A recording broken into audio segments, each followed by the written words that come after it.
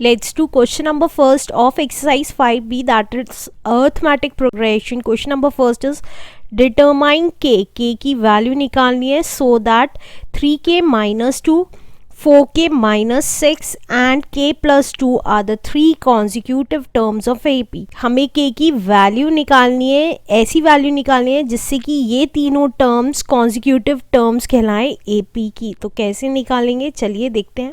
पहले हम अपनी तीनों टर्म्स लिख लेते हैं. फर्स्ट टर्म थी हमारी 3k माइनस 2, नेक्स्ट टर्म थी हमारी 4k minus 6 and last term थी हमारी k प्लस 2. अब हमें पता है AP की दो टर्म्स के बीच में इन दोनों टर्म्स के बीच में सेम डिफरेंस है और इन दोनों टर्म्स के बीच में कॉमन डिफरेंस है और हमें पता है D1 इक्वल्स टू D2 होता है.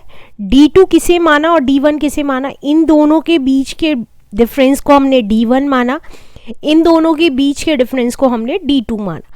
तो डिफरेंस कैसे निकालते थे? आगे वाली टर्म में से प्रीसीडिंग टर्म हम माइनस करते थे. तो क्या किया हमने? 4k माइनस 6 में से हमने माइनस किया 3k माइनस 2. इसी तरीके से D2 कैसे निकाला हमने? k प्लस 2 में से हमने माइनस किया 4k माइनस 6 और हमें पता है ये दोनों इक्वल आती है इसलिए हमने बीच में इक्वल टू का साइन लगा दिया. क्योंकि फॉर एग्जाम्पल अगर मैं कहूँ 2, 4, 6, 8 ये है तो इन चारों के बीच में 2 का डिफरेंस सेम है. तो मैं ये कह सकती हूँ इन दोनों को कि 4 माइनस 2 इक्वल टू है 6 माइनस 4 के, राइट? क्योंकि इसका भी आंसर 4 माइनस 2 भी 2 आया और 6 माइनस 4 भी 2 आया. इसी तरीके से हमने ये वाला किया है. अब ब्रैकेट्स ओपन कर लेते हैं. तो ये क्या आ गया? 4k माइनस 6 माइनस की मल्टीप्लीकेशन 3k माइनस 2 में, तो ये आ गई 3k minus minus plus 2 equals to k plus 2 minus की अगेन मल्टीप्लीकेशन 4k माइनस 6 में, तो माइनस का 4k हो गया 6 प्लस का हो गया. तो देखिए अब देखिए 4k प्लस का है 3k माइनस का है तो आपस में सब्ट्रैक्ट हो गए, साइन बड़े वाले का लग गया. इसी तरीके से 6 माइनस का है 2 प्लस का है तो आपस में सब्ट्रैक्ट हो गया, साइन बड़े वाले का लग गया. अब इधर देखिए इस साइड 4k बड़ा है k से, दोनों अपोजिट साइन है आपस में सब्ट्रैक्ट हो जाएंगे तो ये आ गया माइनस 3k प्लस 8, राइट? अब k की वैल्यूज एक साइड, तो k 3k लेफ्ट साइड आ गया राइट हैंड साइड से तो प्लस का हो गया 8, 4 इधर से राइट हैंड साइड चला गया तो प्लस का हो जाएगा प्लस 4. तो ये आ गया 4k इक्वल्स टू 12 और k कितना आ गया? 12 upon 4, that is 3 is the answer. हमें k की वैल्यू पता चल गई है, k इज 3. हमें सिर्फ k की वैल्यू निकालनी थी तो हमने लिख दिया k इज इक्वल्स टू 3.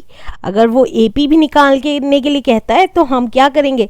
इसमें k की वैल्यूज पुट करके ये वैल्यूज निकाल लेंगे. आंसर.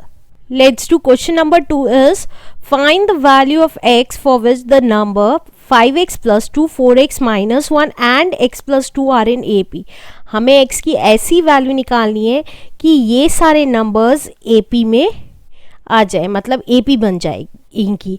और AP का मतलब क्या होता है? AP बन जाए इसका मतलब है कि कॉमन डिफरेंस सेम आए. तो हमारी फर्स्ट वैल्यू थी 5x प्लस 2, सेकेंड वैल्यू थी 4x minus 1 and third value थी हमारी x प्लस 2. तो AP बनने का मतलब है कॉमन डिफरेंस सेम आए, तो इसका मतलब D1 हमारा इक्वल आए D2 के. अब D1 क्या होता है? D1 होता है फर्स्ट डिफरेंस, D2 हुआ बाद की टू वैल्यूज के बीच का डिफरेंस. तो ये कैसे निकालेंगे हम? आगे वाली वैल्यू में से प्रीसीडिंग टर्म माइनस करके, दैट मीन्स 4x माइनस 1 में से हमने माइनस किया 5x प्लस 2. इसी तरीके से x प्लस 2 में से हमने माइनस किया 4x माइनस 1.